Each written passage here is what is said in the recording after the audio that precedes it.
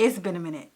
I don't even know where to start, but first I'll just say welcome back to the channel, or I guess YouTube should be telling me welcome back because it's been gone for a minute. Like, I have been gone for a hot minute, 6 months to be exact. So life has been lifing and grief has been griefing. That's all I gotta say about that. I'm just gonna sit here and do my makeup and just get ready for the day. And I just decided to come on camera. I've been missing creating content and filming and doing some of the activities that I did prior to my life changing drastically. If you're not familiar with what happened to me, I don't really want to say it or really get off into that because I don't want to cry on camera. Pause this video, go back and watch my last few videos if you care to be updated. I mean, you don't have to if you don't want to. I had every intention on carrying on with normal activities such as YouTube. I wanted to continue doing those things. So everything happened in October, and for the rest of the year, last year, I just allowed myself to just do whatever I felt like doing. I really feel like I had, this primer smells so bad. This is the NARS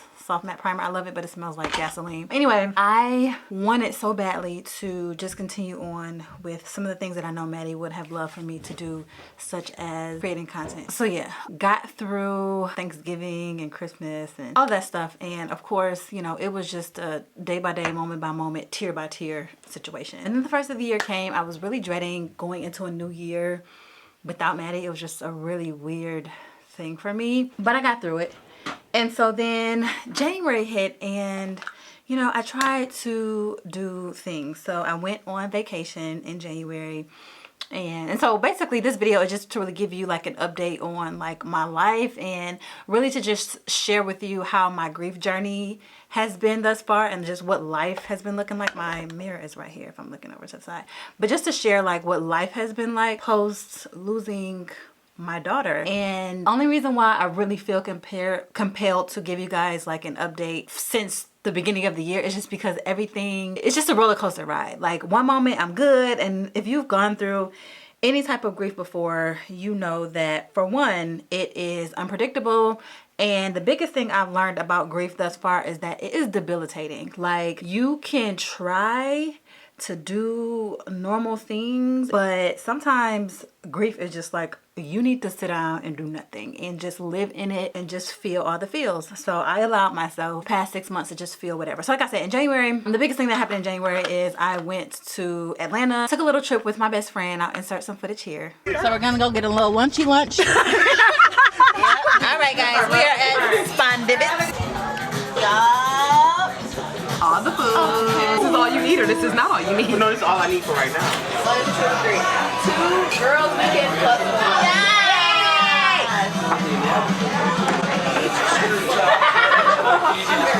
Got one up on me, she got my hand-me-downs. Riding with my twin of them, and we all look good as fuck. All right, y'all.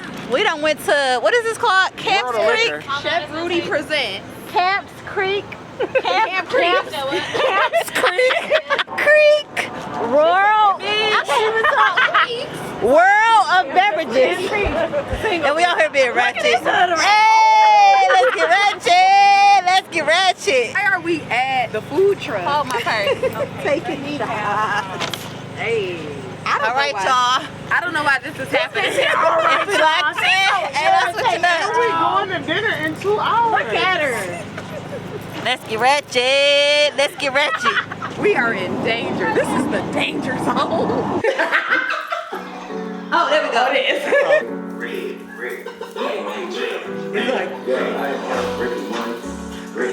We're at Port Calvin.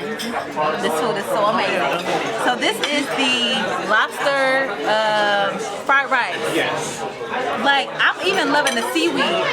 It's so good. And then I've never had a lychee martini. Lychee martini is so amazing. These are giving scallops, but I like them. I know, but it gives scallops. Scallops. They're very good. They are good. Oh, eat one? Mm-hmm. Okay.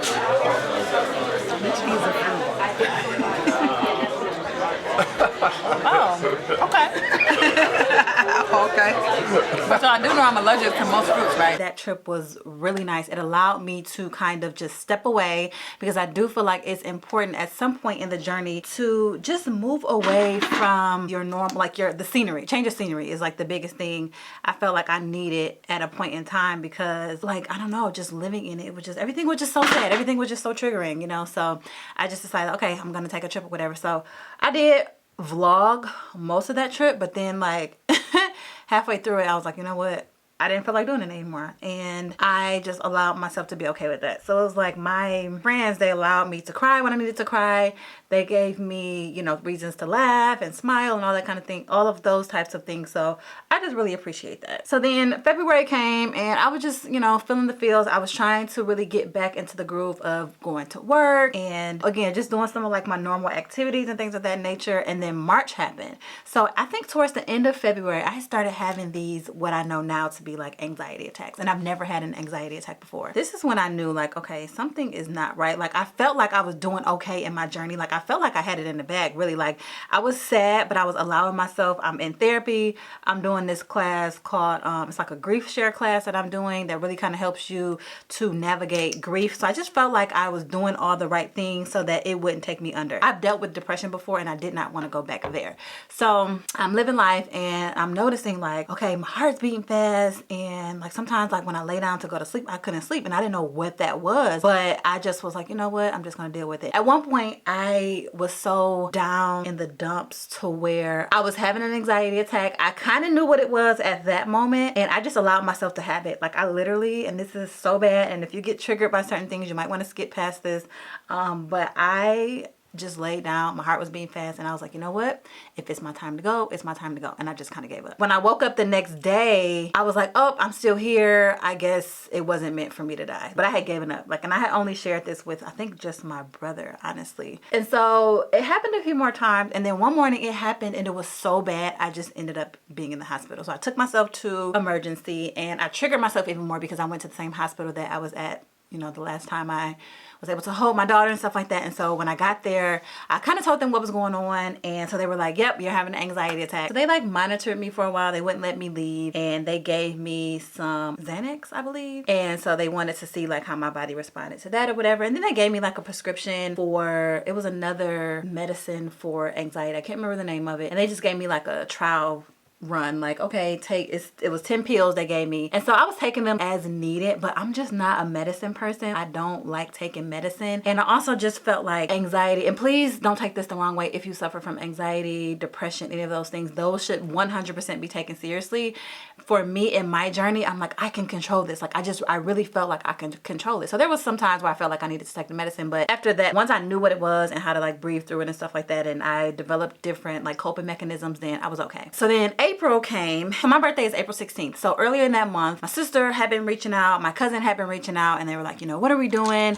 We all knew that we needed to do something. I just didn't know what that looked like for me. Like I was so scared to plan stuff because I felt like I would flake. I just felt like once the time got here, I wouldn't be okay. And that's another thing that I learned about grief. Like try not to, well, my advice is when you're in the thick of it, like try not to plan things like too far ahead in advance, because that day could come and you could be like, no, I'm not feeling it. And that's exactly what has been happening to me, and it's still happening to me. You would feel great in the moment and you'll want to make all these plans, or somebody asks you to do something, invite you somewhere, and then when the time comes, it's like, yeah, no, I don't feel up to it. So I ended up having a whole lot of stuff planned for my birthday, which actually worked out really nicely. I was sad and I definitely cried at some of my events, but I think I stayed so busy and I was surrounded by people who loved me and who wanted to see me happy and who wanted to make sure I was going to have a great time. So I think that kind of allowed me to be in the moment and just kind of step outside of my grief, or just put it to the side for a moment just to enjoy something finally. So I had a great time for my birthday. I'll insert some footage here. I ain't never got it. That's my fault though. I don't want to let my birthday for real.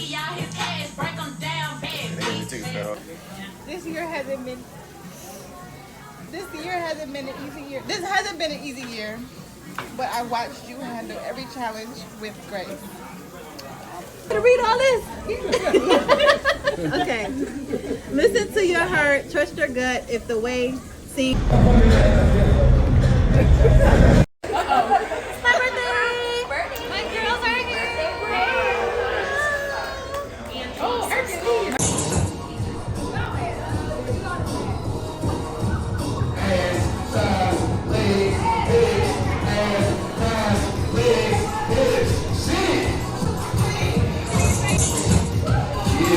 So yeah, had an amazing time for my birthday. And then y'all, 4 days later, my cousin passed away. And this is the cousin who put together pretty much, she made my reservations for dinner and she also made my reservations for brunch on Sunday. And so it was just like, what in the world is happening? So my birthday fell on a Sunday. April 16th fell on a Sunday this year. So me and my cousin, we talked that Monday, the Monday after my birthday, which was April 17th. We talked.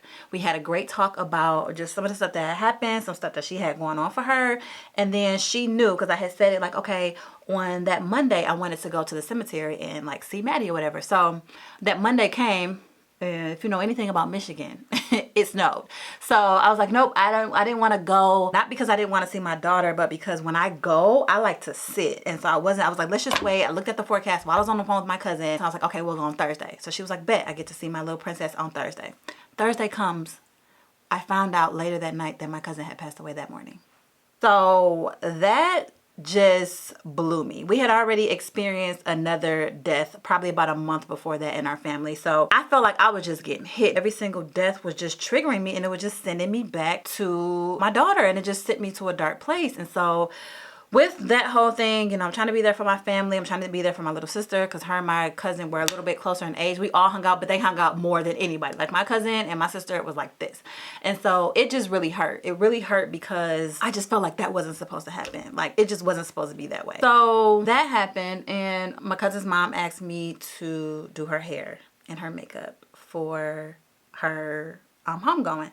So of course I did it. You know, I was honored to even be asked to do it. And so it just had worked out that I had made this wig. So if you're not familiar, I am a custom wig maker. I'm a licensed esthetician. And so I'm in the beauty industry. So I do beauty service and stuff like that. So I had made this wig that I just never sold. I made it. I was trying out some different hair. It was some really good hair. And I think I posted it, but then something just told me like, I don't know, I wasn't feeling it. So I didn't sell it. So anyway, I gave that to my cousin. We buried her in that. She looked amazing. And so it was just like hit after hit after hit after hit. Like, I mean, depression was real during that time. Grief was just very debilitating. I had so many moments from January even until now where I had to cancel my schedule. Thank God I work for myself. I promise to God if I worked a full-time 9-to-5 job for someone else, I would be fired. Like, that's just how not okay I was. And I enjoy being in the house by myself because I can just be depressed like by myself. But there's moments where people would just come by because I'm not answering my phone. Like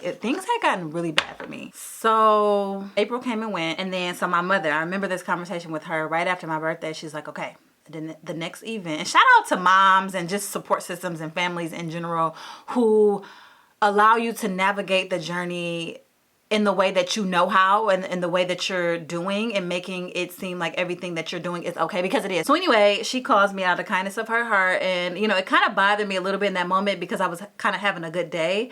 And so that's another sidebar, like just if you're dealing with people in grief, just kind of, you got to tread lightly. And I hate to say that, but it's like somebody could be really having a great day and then you could call them and it could just bring back everything and make them have a not so great day. So anyway, I knew where she was coming from and I was not upset or anything like that. But she basically was like, you know, Mother's Day is next. So do you know what you want to do? And I'm like, man, I don't even know. Like I couldn't even think about it in that moment. So I didn't. I was like, well, you're the mom. Whatever it is that you want to do is what we're going to do. And she's like, well, this is different. Things like that. So I really appreciate her for putting herself to the side, even for a moment, to just really figure out what it is that I may have needed. So she just wanted to kind of give me a heads up, like, okay, you know, this is coming. Let's try to be as prepared as possible. So I understood that and was 100% okay with that. So Mother's Day came, and Mother's Day ended up being the worst day ever. If I had to think about a day that I had where I was sad and I was crying from beginning to end, like Mother's Day is definitely at the top of that list. Like I've had several of those days, but Mother's Day in and of itself was just so bad. So it was like the night before, I'm dreading it. I couldn't sleep. And so I woke up the next day and I'm just crying. I wanted to stay in bed. I didn't want to do anything. We decided to just go to the cemetery, visit Maddie, and go out to eat. And so that's what we did. So I got cute that day and I tried to keep it cute, but cried my lashes off. So I wore glasses the entire time. We went to the cemetery and we were able to talk with her. And Mason has just been the sweetest. Like when we got in the car. So if you know anything about my baby, you should know that he is a sucker for a car ride. Always has been. Since he was a baby, if the car ride is more than like 10-15 minutes, he's knocked out sleep. So he fell asleep on the way to the cemetery. The cemetery is about 30 minutes away from my house. So he fell asleep. But when we got there, he woke up and he just saw me just crying uncontrollably. Like I literally cried the entire time to the cemetery. And he was just like, I know it's hard, Mom, you know, it'll be okay type of thing or whatever. And I'm just like, oh, you know, I just was thankful for him for really just trying to be there for me, trying to comfort me the best way he knew how. And so it was amazing. So we did that. We went out to eat, and you know, overall it was a good day. It was just like, damn, my baby not here. She's the one that made me a mom, and for her to not be here is like, bro, what is life, you know? And so that was really, really sad. And then last month in June was Mason's birthday. So Mason's birthday is June 1st, and so that was another first that I was just not looking forward to, but I knew for the sake of Mason, I had to keep it cute. I had to be ready.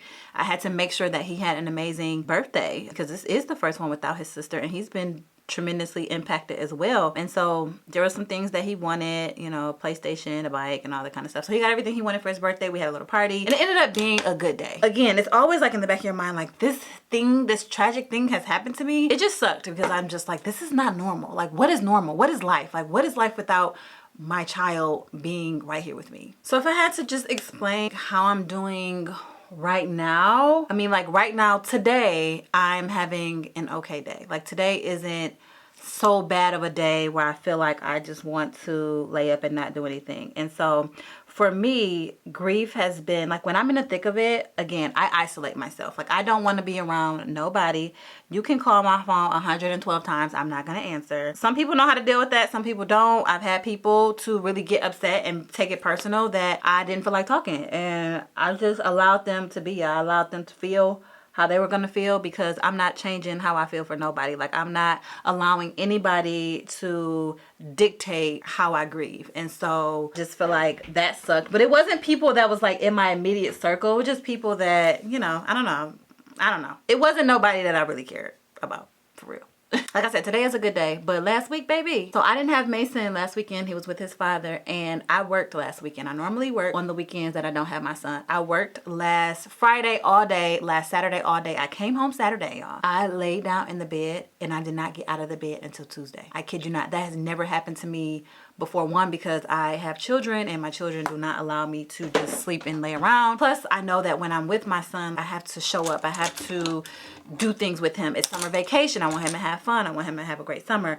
But I allowed myself in that moment to just not do anything, and it felt so good. But then I also kind of beat myself up about it afterwards, and I'm like, girl, it's so much stuff you could have did during that time. But the people that I talked to, you know, they were like, stay in bed for as long as you need, and although I'm not the kind of person to really want to take advantage of that all the time, I knew that that was needed. Like, I didn't eat, and I don't know if you can tell, you probably can't, but I've lost some pounds. I'm also one of those people who, like, when I'm depressed, I can't eat. Like, I can't eat. When I'm sad, I can't eat. I wish I could, because I'm on a weight gain journey, so that's not, that doesn't help with that, but I just can't eat. So thankfully on 4th of July, we didn't do anything. When we were in the planning phase of like, oh, are we gonna like do anything for 4th of July? Because we normally do. My family gets together any opportunity that we have. And so we usually get together at my house, because I have the house right now, the biggest house.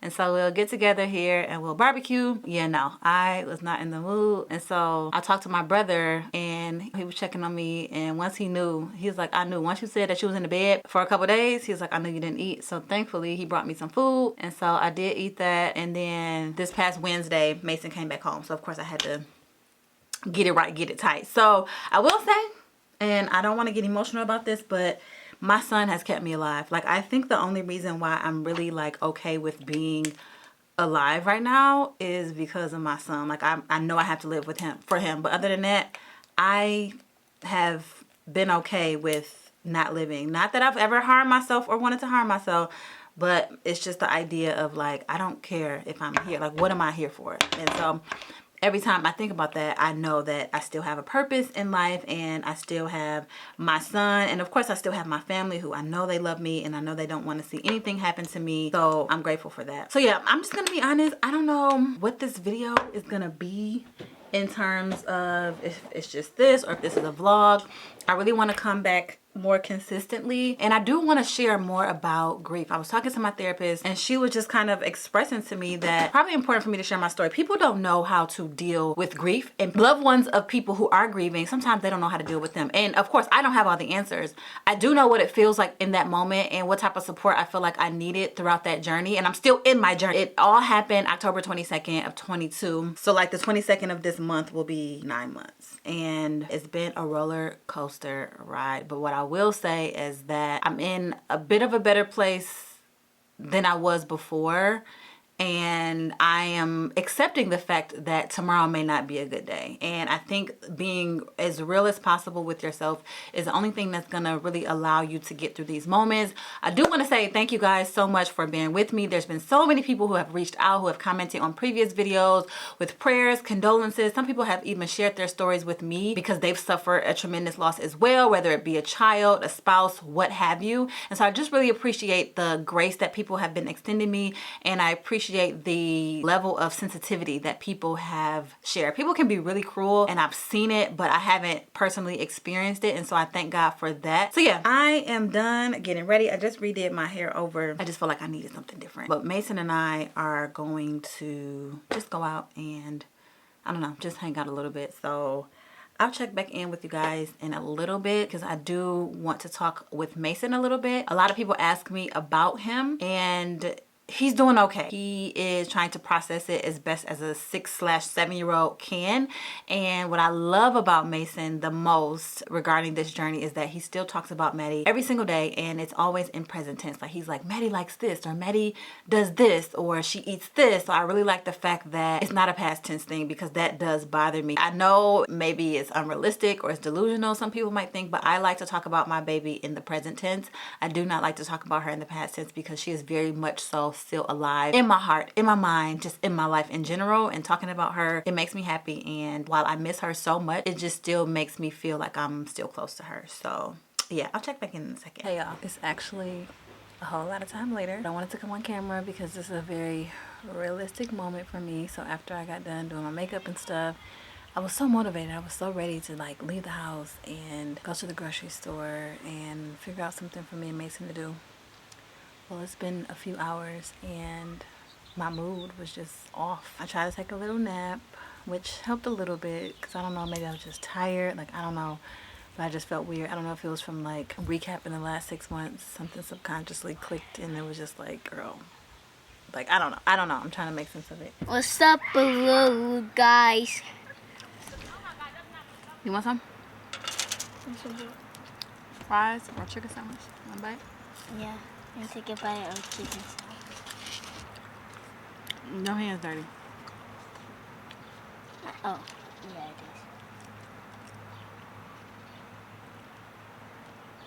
it is. He picky, so we're gonna see if he like it. So yeah, I'm just sitting outside eating. I'll probably sit out here for a little while longer, and that's it. Remember when me, you, and Sissy used to sit out here and have dinner? Oh, sometimes. Yeah. Sometimes, yeah. How you feel about Sissy not being here with us anymore? Pretty sad. Talk to the camera, let them know. Oh, did they know yet? Yeah, how does it make you feel? It's pretty sad. Really, really sad, because she used to play Roblox with me and have fun, but now since she's not here, then it's not fun at all. It's not. You don't have fun with me? I do, but no, like, I'm talking like with games and like Roblox. You don't play Roblox. I don't play Roblox, no. No, you don't. Do you miss her? Yeah, I do, yes. I miss her a lot. Alright, anything else you want to say? So when she died, like a person said that she was washing me around, but she is older than me, so I'm pretty used to that. How old is She's she? 12, and compared to me, I'm 7. So she's way, way older than me. Okay, not way. But yeah, she's older than you. Yes. She's like, let me see. So, well, I'm pretty used to that though. You didn't Because- mind. You would do stuff for her. Yeah, didn't I mind. didn't mind. Yeah. Yeah. Okay.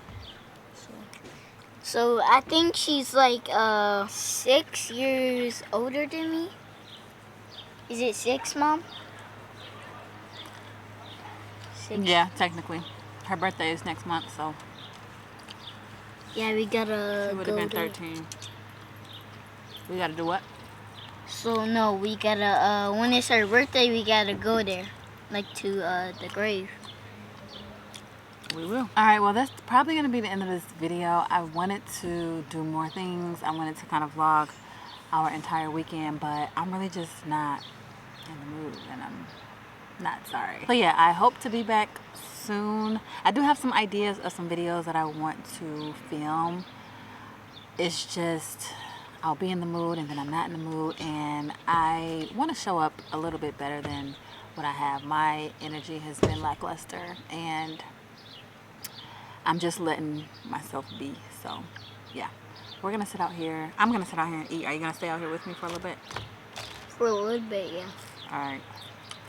Well, thank you guys for watching today's video. can I have a If French you have, sure. If you have any questions or anything, definitely leave those down below.